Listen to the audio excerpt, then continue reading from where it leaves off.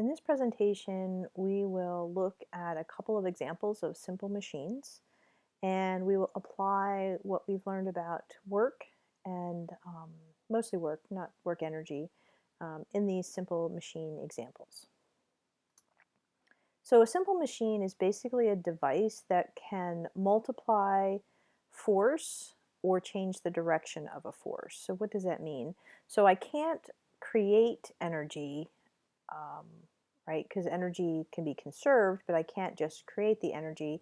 But I can transform the energy from one form into another. So we've learned about how we can transfer energy from different forms.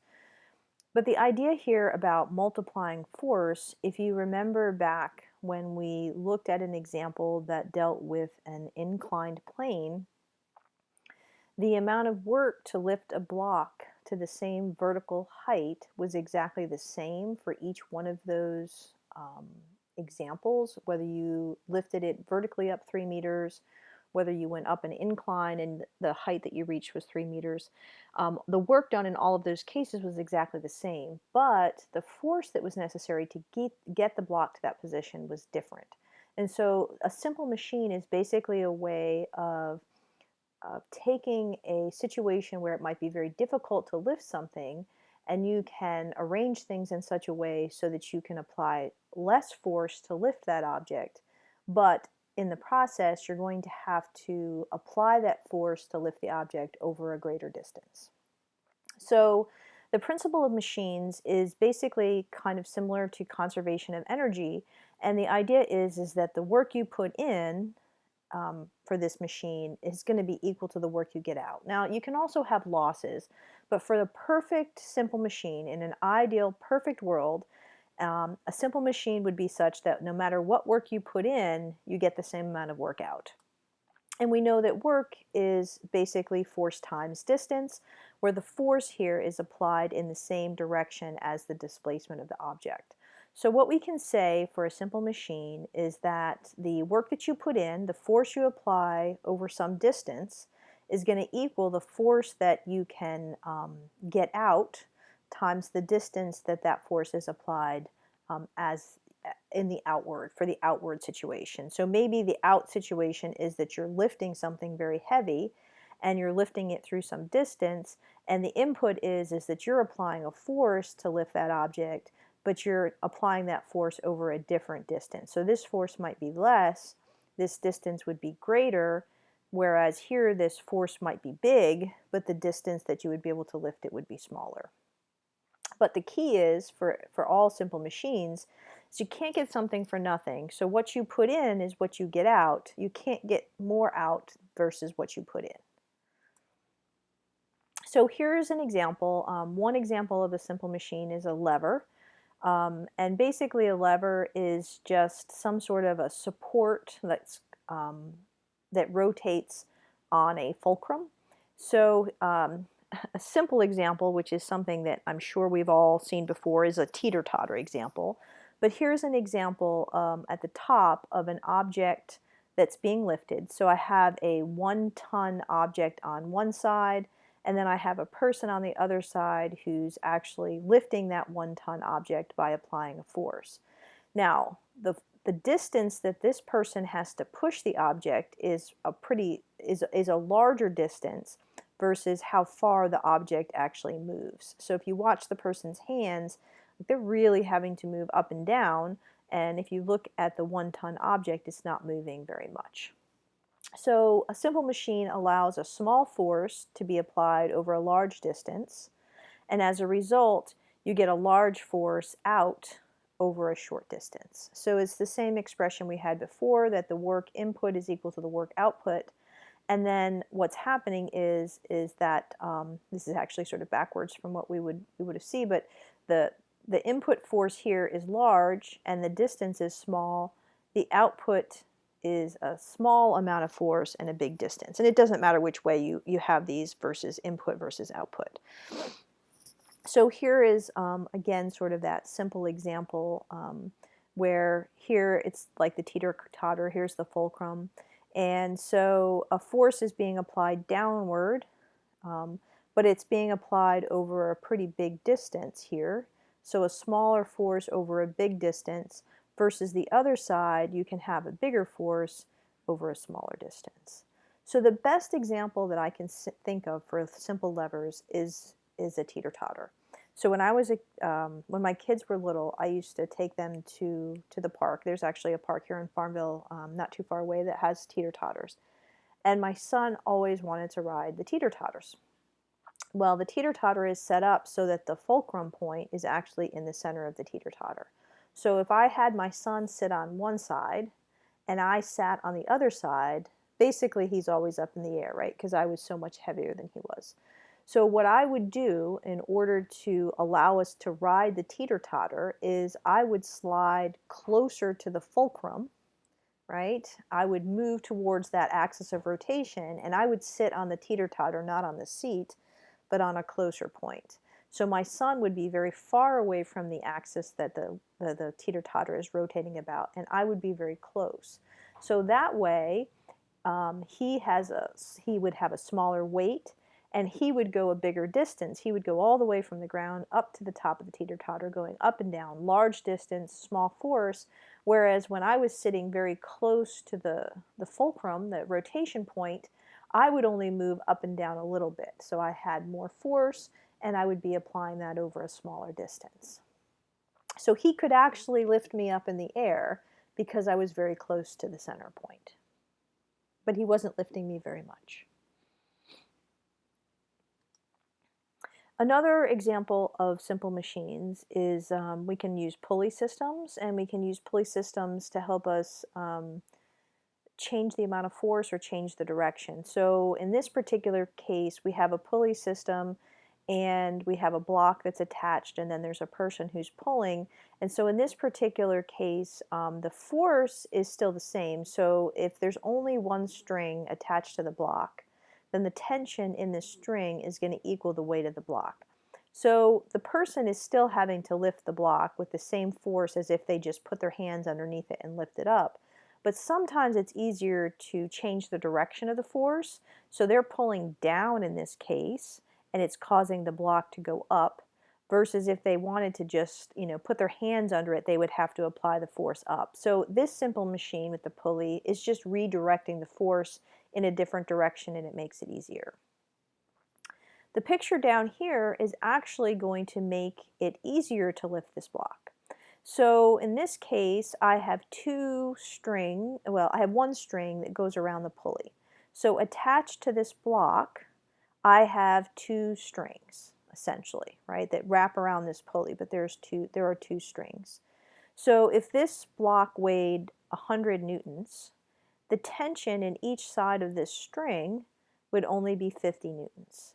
So the person now can apply less force to lift that block. They would only have to pull on this string with a force of 50 newtons because of the other side having 50, and the block would go up. But they would have to apply that force over a bigger distance to cause this block to move up. So half of the input force because of the two ropes, but a longer distance that they would have to apply. They'd have to keep pulling on that rope. So that's another example, is using pulley systems. So here's a picture with multiple pulleys, and I realize it's just animated and it's going to go pretty quickly.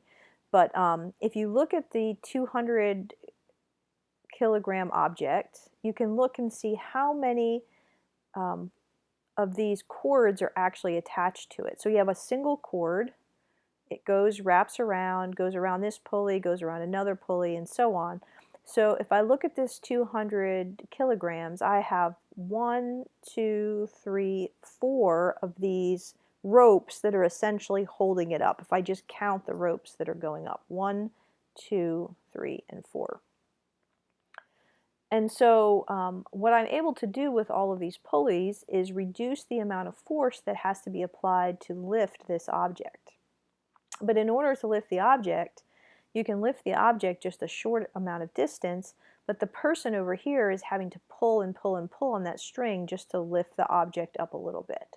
So here is an ideal pulley system where a woman lifts a 200 Newton crate right? So 200 kilograms is equivalent to a weight of 200 newtons by pulling a rope downward with a force of 500 newtons. So this person is pulling down with 500 newtons.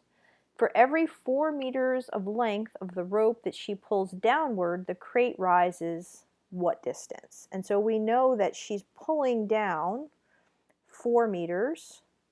And we want to know when she pulls for 4 meters on this thing, just hand over hand, how high does this crate rise? So we know that this is a simple machine. So we could figure out the input force and the input distance, the output force and the output distance, and see if we can say that the work input is equal to the work output. So we know the input is the woman lifting with a force of 500 newtons for a distance of 4 meters. And the output is that the crate, or the block, has a weight of 2,000 newtons. So the output there is going to be 2,000 newtons. And the question is, how high does this object actually move? So we know that the input work has to equal the output work. So the force times the distance input has to equal the force times the distance output. So input force is 500 newtons, input distance is 4 meters, output is you lift this 2,000 Newton crate and then through some distance. So 500 times 4 is 2,000. And I want to know what this output distance is, so I divide both sides by 2,000 and I would get 1 meter. So, so this example is just another sort of example where we're putting some numbers in, where we can look at the work input has to equal the work output, and we have to identify what is the input force and the input distance and the output force and the output distance. Honestly, it doesn't matter what you call input and output. What matters is that you associate the correct force with the correct distance. So the 500 Newton force was being applied for 4 meters. And so the question was, you know, for that 2,000 Newton force, what was the distance associated with that one? Other examples of simple machines are gears. We're not going to spend a whole lot of time on gears, but those do make things a little bit easier. So here, you know, you've got a pedal, you've got a force that's being applied on the pedal. It causes the gears to rotate, and then it would rotate the back wheel. But probably the best example here is a jack for a car. So in this particular case, you know, we could take a jack out, and usually we're using a hydraulic jack, but in general we have a jack. This is more of a mechanical jack that has little teeth in it, similar to this situation here. And we know that we can apply a small amount of force and lift that car up that's very heavy. And the way that we're doing that is that we are applying a force on the jack handle through a relatively large distance compared to how far the jack actually moves up on those notches, a very small amount each time we pull down on the jack. The same thing is true if we were to use a wrench or a screwdriver. So if you needed to change the tire in your car and you wanted to take off the lug nuts, you can't go over there and just turn the lug nuts with your hand, right? They're too tight. So you get out a tire iron and you attach that to the lug nuts, and you can apply a force on that tire iron, and you're applying that force a distance from the axis of rotation, a pretty big distance, and that allows you to apply less force to turn those lug nuts a very small amount of distance.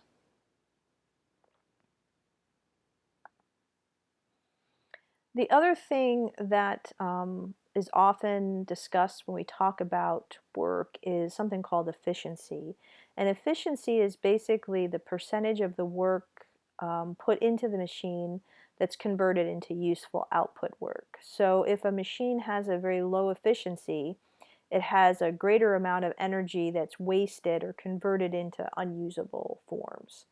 So some energy is always dissipated as heat. So there's no perfect machines, although we're assuming in our previous examples that we live in a perfect world and that the amount that you put in is equal to the amount that you get out. But realistically, you can never have 100% efficiency. You always lose a little bit of energy to a form that you don't want. So even when you light a light bulb, some of that energy that's going into light, or some of the energy you put in, most of it goes into light, but a little bit of it is always going to go into heat, which is not necessarily the form that you wanted. So energy is still conserved. The energy you put in is equal to the energy that you get out, but you don't always want, the energy you get out is not always in the form that you want it to be in. And so efficiency is essentially the ratio of the useful energy that you get out, the way you want it to come out, versus the energy that you put in. So you put a whole lot of energy in. If you only get energy out that's useful to you, then you're going to have a low efficiency. If you have a lot of useful energy out, then you're going to have a high efficiency. And of course, we want to have the highest efficiency that we can.